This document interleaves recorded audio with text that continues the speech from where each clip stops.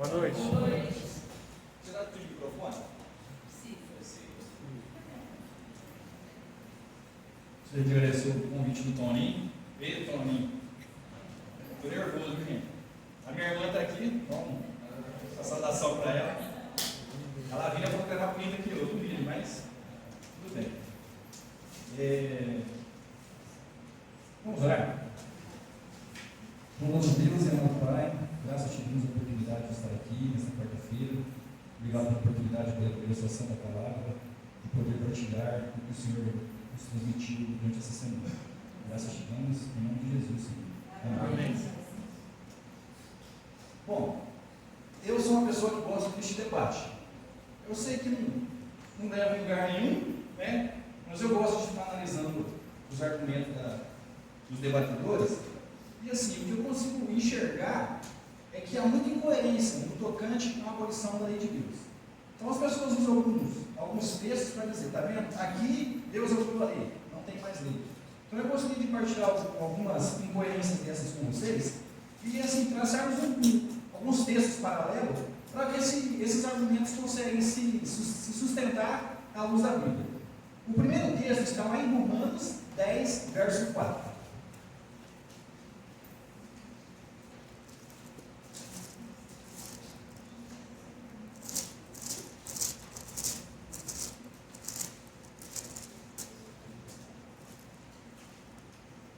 Amém? Amém. Porque o fim da lei é Cristo. Aí eles pegam esse texto e dizem assim, está vendo? O fim da lei é Cristo. Só que, no grego original, a palavra fim é telos, que não tem o significado de fim, termo, cessou e acabou, mas sim de conduzir, nos levar a algo ou a alguém. No caso, a lei, a finalidade da lei é nos levar a Cristo. Por quê? Porque a lei me mostra o pecado. Mas ela não me tira o pecado. Ela me conduz a quem? A Jesus, que tira o pecado.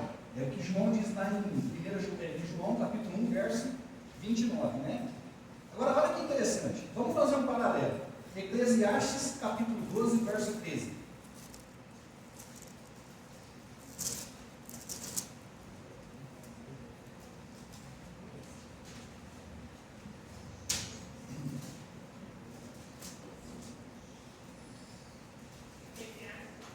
Verso 13.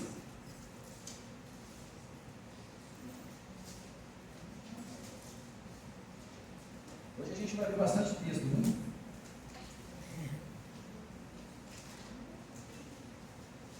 Amém? Amém. De tudo que se tem ouvido, a suma é: teme a Deus e guarda os seus mandamentos. A palavra suma aqui significa fim. De tudo que se tem ouvido, o fim é: teme a Deus e guarda os seus mandamentos. Pergunta: por que a palavra fim está aqui? Eu vou deixar de temer a Deus? Lógico que não. Né? Um outro texto que nos ajuda, 1 Pedro, capítulo 1, verso 9.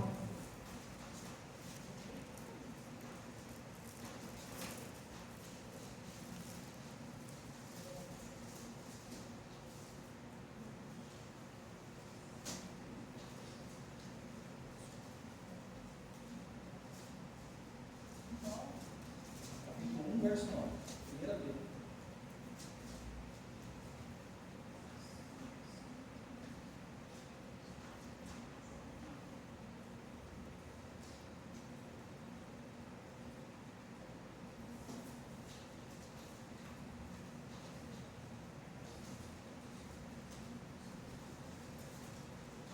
Amém?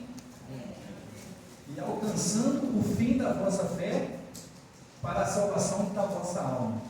Como assim? Quer dizer que a fé da pessoa se findou, cessou, acabou e ela foi salva? Não, claro que não. Porque sem fé é impossível agradar a Deus. É o que diz lá em Hebreus capítulo 11, verso 6.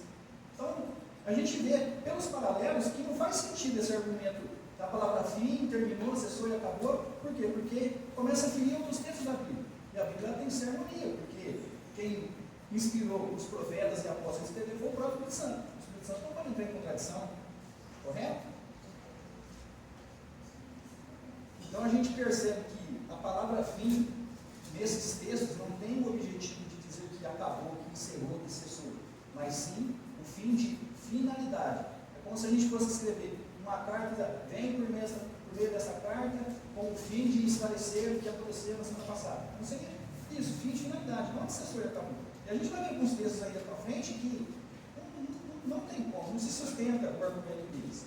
Agora, sobre o livro de Romanos, que a gente leu Romanos 10, verso 4, correto? Olha como é que fica incoerente. Se o fim da lei é Cristo no sentido de acabar e de cessar, eu tenho duas perguntas no livro de Romanos. Se é Jesus o causador do fim da lei, no sentido de acabar e de terminar, como eu consigo entender o texto de Romanos 3,31, escrito por Paulo, bem depois de Jesus supostamente ter abolido a lei? O que diz Romanos 3,31? Anulamos a lei pela fé? Não. Antes confirmamos a lei. Correto? Pergunta: como que eu posso confirmar uma lei que já não existe? Não faz sentido.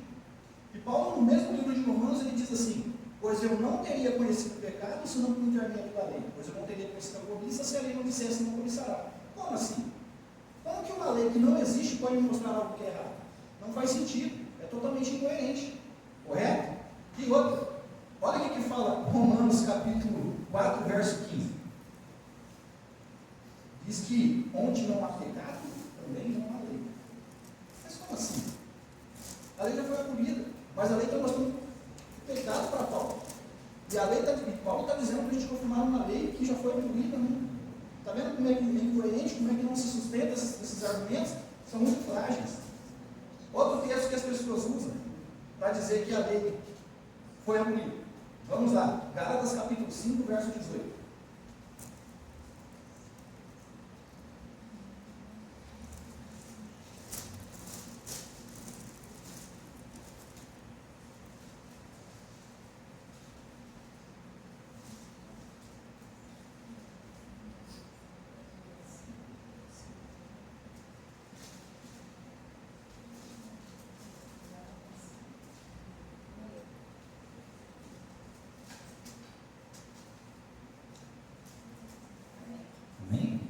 Se sois guiados pelo Espírito, não estáis sobre a lei. É isso que está escrito na Bíblia de vocês?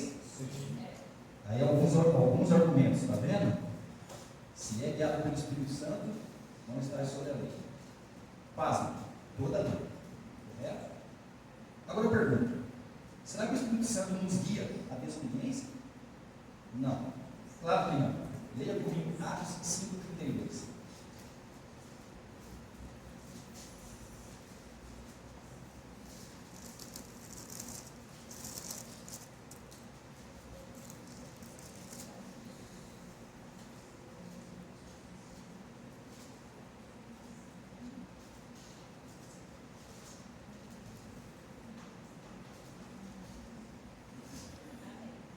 Ora, somos testemunhas desses fatos. Bem assim, o Espírito Santo, que Deus ordenou a quem? A quem ele obedece. O Espírito Santo não ortograva as pessoas desobedientes. Ademais, uma das funções do Espírito Santo é nos guiar e nos convencer da desobediência. Ele que nos convence do pecado, da justiça e do juízo. O pecado é o quê? Transgressão da lei, ou seja, desobediência à lei. Não faz sentido. Se eu sou guiado pelo Espírito Santo, não tem ninguém a desobediência. Não. Sabe, são argumentos frágeis. Na verdade, o que eu olho, as pessoas que atacam a lei de Deus, em específico 10 mandamentos, eles não estão preocupados em ensinar o irmão, mas sim em dizer que igreja A e igreja B está errada. Então é isso que acontece, fica incoerente, cria uma total confusão na Bíblia. Então, se for assim, a Bíblia perde valor, a palavra de Deus perde valor, porque um fala uma coisa e aquilo, o outro fala outra coisa, aquilo, mas a gente vai ver no decorrer aqui das passagens que a gente vai ver, que não se sustenta. Até aqui já vimos que já poderia acabar o culto embora, mas a gente vai ver mais textos mostrando que não se sustenta, não tem como. Ó, agora eu vou analisar esse texto aqui. Muitos usam e muitos, assim, é um texto meio que convincente, mas se a pessoa não está atenta, não busca um pouquinho aqui, um pouquinho ali, como diz Isaías, né? A gente acontece o que com a gente? Acontece, acho que é Pedro que fala, Timóteo não recorda, somos levados por qualquer vento de doutrina. Efésios capítulo 2, verso 15.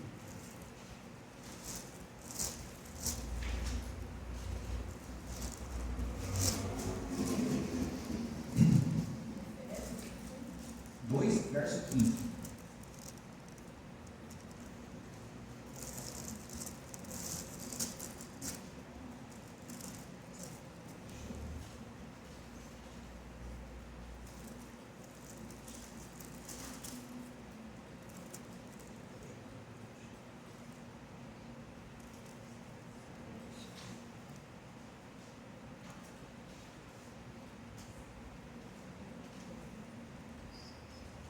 Amém? Amém. Aboliu na sua carne a lei na forma de ordenança. E agora, hein? Aqui, está escrito, está na palavra. Quem vai negar? Está escrito. Aboliu na sua carne a lei na forma de ordenança. E agora, Márcia, como é que nós fazemos?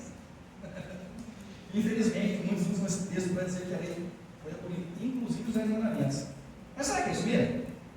Vira uma folha da Bíblia de vocês aí. Vamos ver Efésios 4, 25. Vamos ver se sustenta.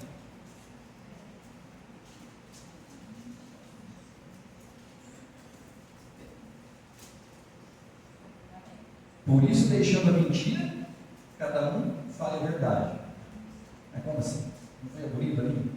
Em Efésios 2,15? Verso 28. Aquele que furtava, não furte mais. Mas como assim? Não foi abolido lá em Efésios 2,15? Efésios 5, verso 5. Nenhum idólatra herdará o reino de Deus. A gente está notando aqui que Paulo está mencionando só o mandamento do decálogo. Aquele que mentia, não dirás falso testemunho. Aquele que roubava, não furtarás. Não praticar idolatria. Agora vamos para Efésios 6, verso 2.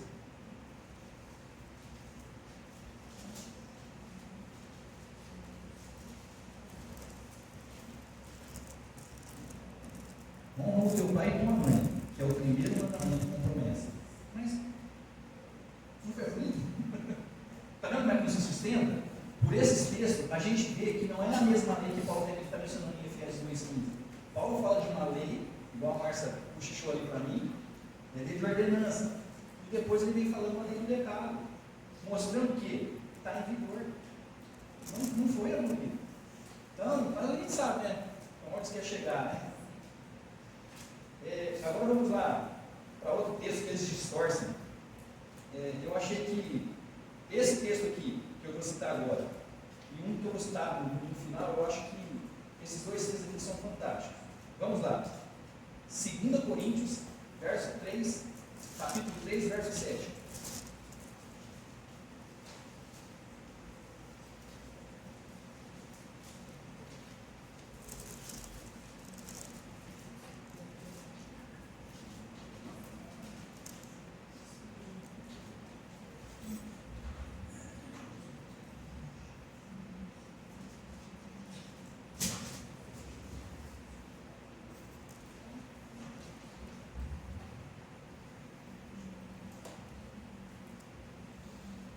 Se o ministério de morte, gravado com letras em pedras, muitos usam esse texto para dizer que os 10 mandamentos é um ministério de morte.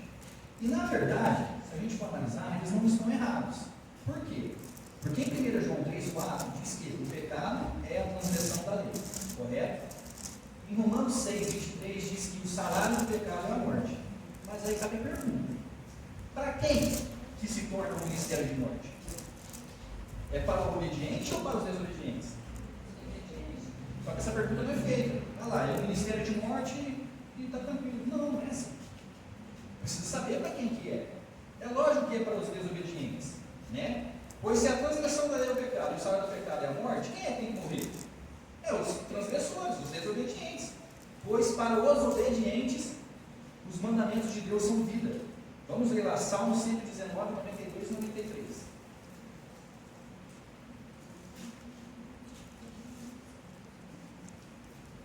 Deixa eu ver se eu enxergo aqui. Estou igual os antigos, vai estar curto. 119, 92 e 93. Amém? Amém? Não fosse a tua lei ter sido meu prazer, há muito eu teria perecido. Na minha angústia, nunca me esquecerei dos teus preceitos, visto que por eles me tem dado vida. A lei para o obediente, ela traz a vida ou não traz a morte? Vida. É a vida. Vamos ver um outro texto para reforçar? Provérbios 3, verso 1 e 2. Provérbios 3, verso 1 e 2.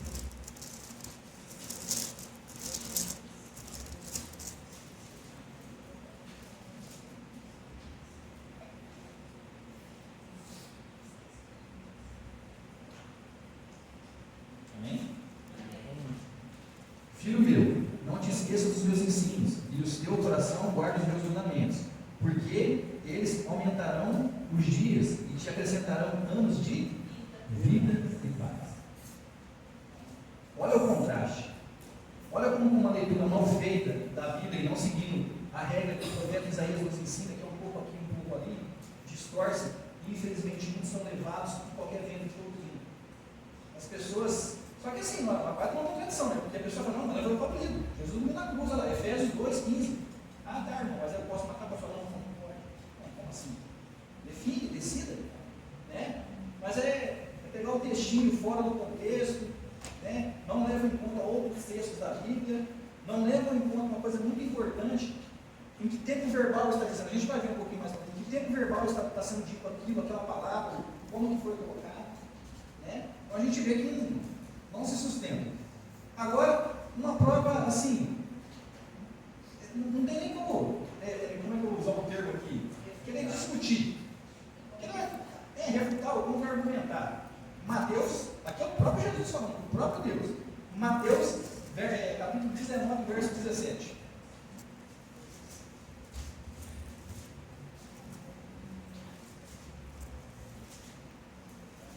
Aqui é uma resposta que Jesus está dando ao jovem rico, né?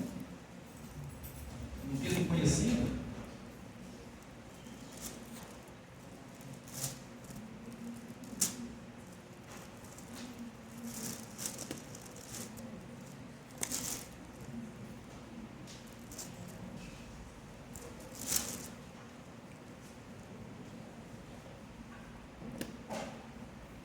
Então Jesus diz aí para o jovem rico: se queres entrar na vida, guarde os mandamentos. Mas espera aí, não é um mistério de morte? Sabe? Assim fica até sem graça, né? Fica até chato, porque quem vai comentar um texto desse? Correto? Agora vem a parte mais difícil, porque quando você pergunta para a pessoa, quem que aboliu a lei? Você sabe para quem eles apontam? Para Jesus. Certo?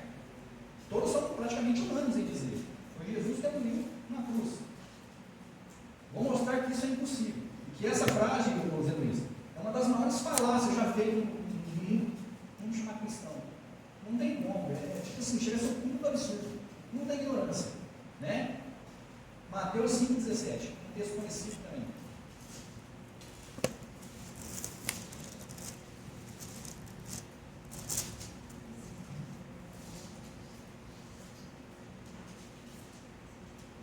Aqui é o próprio Jesus falando também.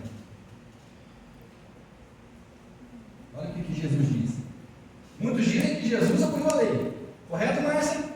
Correto, Luiz? Mas o que o próprio Jesus diz, Débora? Não penseis que vim revogar a lei aos profetas. Gente, vamos fechar um pouquinho mais o cerco? Jesus está dizendo, não penseis que vim revogar a lei aos profetas. E muitos estão pensando justamente naquilo que ele disse para não pensar. Correto? Agora, olha como dá um absurdo. Abra a Bíblia de vocês lá em 1 João, capítulo 3, verso 8.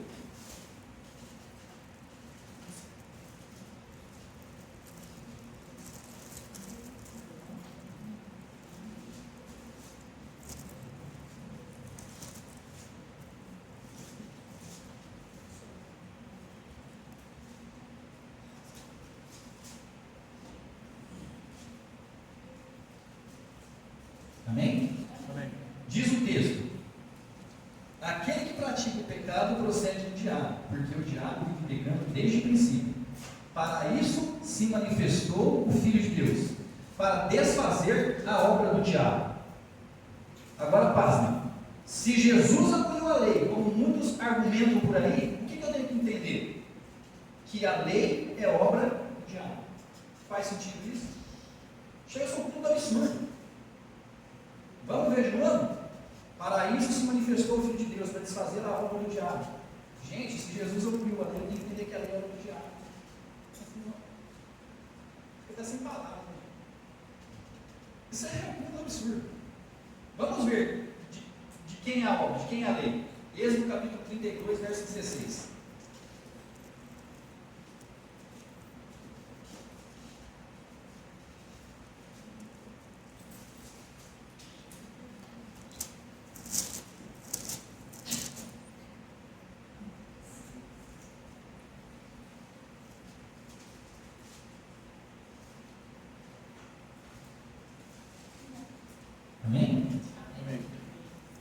as tábuas eram obras de Deus. Então a gente percebe que a lei não era obra do diabo, a lei é obra de Deus. O que Jesus destruiu? Qual eram as obras do diabo que Jesus veio desfazer? Lá em Mateus 1:21, diz que ele veio para livrar o seu povo do pecado deles. O diabo ele faz a gente pecar. Ele que tenta a gente cair em pecado, ou seja, a desobedecer a Deus. Agora a gente vai dar algumas perguntas aqui para se considerar. Lembra que eu falei que é importante a gente estar sempre focado no tempo verbal das palavras? Olha que interessante, ó. Perguntas para se considerar, né? Abra a Bíblia de vocês em Apocalipse 14:12.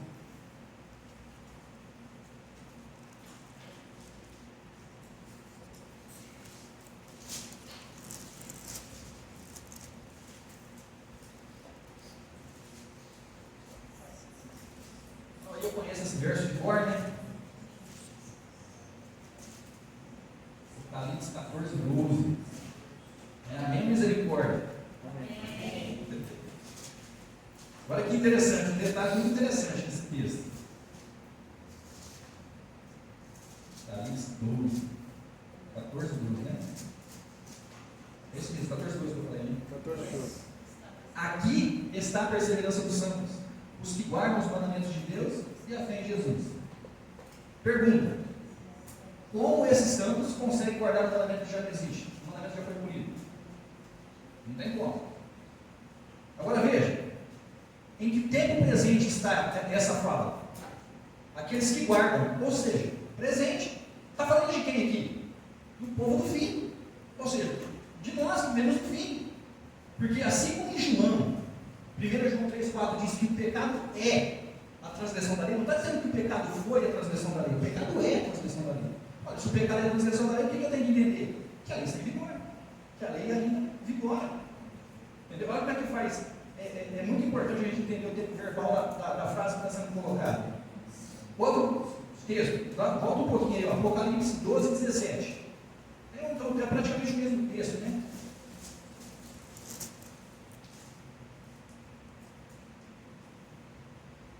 Irou-se o dragão contra a mulher e foi pelejar com o restante de sua descendência, os que guardam os mandamentos de Deus e têm o testemunho de Jesus. Pergunta, duas perguntas aqui. Primeiro, que sentido há em um dragão estar irado contra um povo que guarda uma lei que já não existe?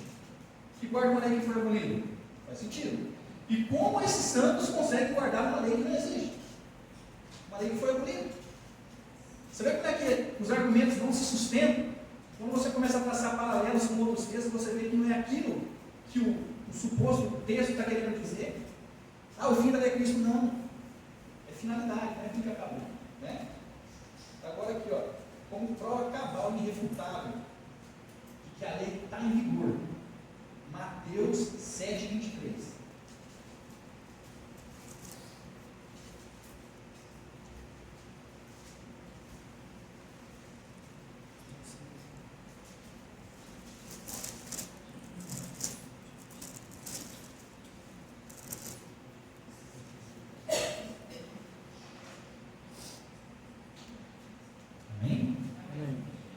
Então lhes direi explicitamente: nunca vos conheci. Apartai-vos de mim, vós que praticai a iniquidade.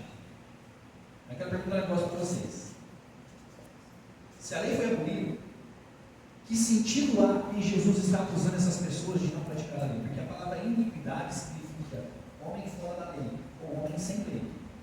Correto? Não faz sentido. Jesus está acusando, ele fala: apartai-vos de mim. Vocês praticam, veja. Tempo verbal, vocês praticam, não está dizendo que vocês praticavam, vocês praticam, vocês são de iniquidade, vocês não fazem a vontade do meu Pai, que é o que diz o verso 21.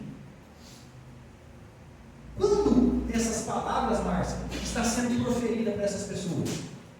Em que parte da história? Enfim, vamos dizer, no último dia, vai. Ou seja, uma coisa que vai acontecer no futuro ainda, mas Jesus está dizendo no futuro, está dando. Como é que fala? Um spoiler para a gente, assim, esse povo não está sendo salvo porque eles não guardam a lei. Eles são iníquos. O que isso me mostra, gente? Que a lei está em vigor. Simples. Mas, vamos lá para outro texto, vai. Tiago, capítulo 2, verso 12.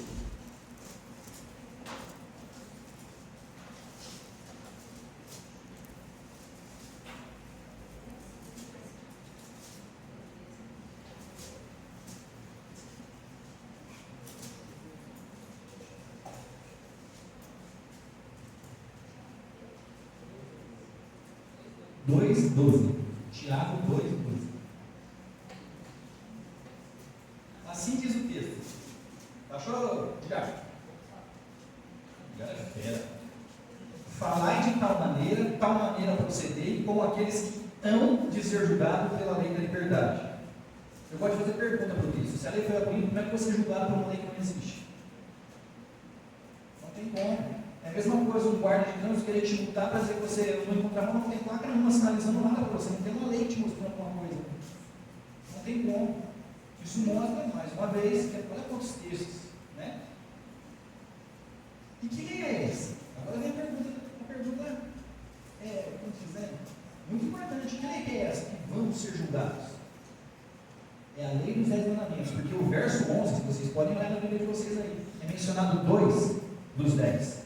Matarás, não adulterarás. Não adulterarás, não matarás. Né? Agora, para finalizar, está acabando aqui já.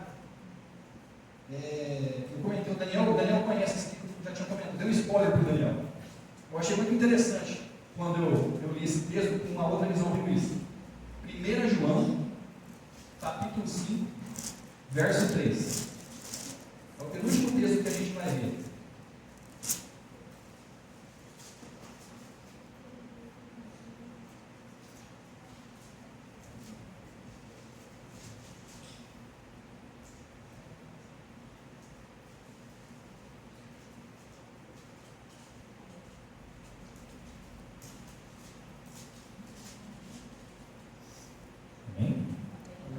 Olha o engodo nas pessoas que dizem que a lei foi abolida. Vamos ler o texto. Porque este é o amor de Deus, que guardemos os seus mandamentos. Gente, se eu dizer que não há mais lei, é a mesma coisa que eu dizer o quê? Que não tem mais amor de Deus. Porque o texto é muito claro, diz que este é o amor de Deus. O que é o amor de Deus? É que guardemos os seus mandamentos. Ora, se não tem mais mandamentos, não tem, consequentemente, não tem mais o amor de Deus. Faz sentido, Cléber? Tem lógica? Tem como sustentar argumentos? Vamos ver, para ler o último texto para a gente encerrar. Vamos ver quanto tempo dura o amor de Deus. Jeremias, capítulo 31, verso 3.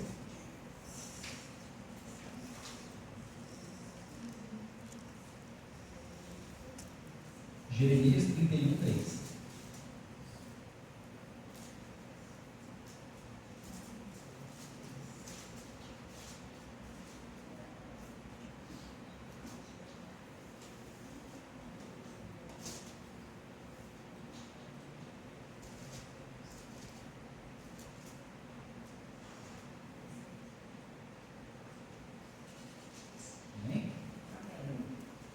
Com amor eterno, eu te amei.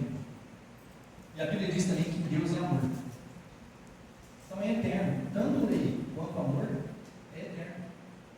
Aí a pergunta: como uma coisa eterna pode ser abolida? Não faz sentido. Lembra de Romanos? A gente começou com Romanos 10, verso 4. Lá em Romanos 7, 12, Paulo diz assim: por consequente, a lei veio. Que a lei foi, que a lei era. A lei tem que prever. Tem que dizer assim: santa, justa e boa. Ora, se Jesus, quando Paulo escreveu o livro de Romanos? Bem após a morte de Jesus. Eu não sei a data correta, mas eu sei que foi bem depois. Mas, será que Paulo não sabia que Jesus tinha cumprido a lei? Porque Paulo, lá em Gálatas, capítulo 1, verso 11 ou 12, não me recordo, diz que o evangelho que nos prega não foi o evangelho de homem. O evangelho do próprio Senhor Jesus Cristo que deu a mim. Será que Jesus teria esquecido de dizer isso para Paulo? Porque Paulo, em vários textos, fala para a gente continuar guardando a lei. Tiago vem e diz que é norma de juízo, serão julgados por ele. João fala que este é o amor do que guardemos os mandamentos. Gente, não tem como, é inadmissível isso. Não é isso que a Bíblia diz. Eu estava conversando com o Luiz ontem, né, Luiz? As pessoas não querem enxergar. Você pede para a pessoa ler. Vou contar dá tempo ainda para 10 minutos.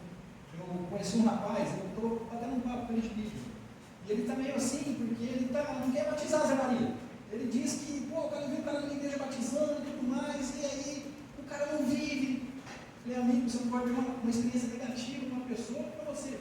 Não sei o quê, não sei o quê. E nós temos vários textos, né? Temos que ser imitadores de Cristo, como Paulo diz. Jesus batizou. Jesus pediu para a gente batizar, pediu para a gente evangelizar. Se você não fazer isso, você não está de acordo com a vontade de Cristo. Sabe o que ele falou para mim, Zé Maria? Ele não falou nada, ele só fez assim, ó. Eu mostrei os textos na Bíblia para ele. Parte do coração, porque você vê que uma pessoa bem, mas por experiência negativa que tem dentro da igreja, por mais que você fale, não, cara, não olha a pessoa, olha Jesus. Você vai ter. Você quer estar na Adventista comigo? Você vai ter um monte de erro.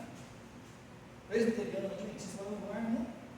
Enquanto você não olhar somente Jesus, você vai ter esse sentimento. A partir do momento que você olhar Jesus, isso vai subir. Você vai ser um dos maiores pregadores, um dos maiores evangelistas que tem.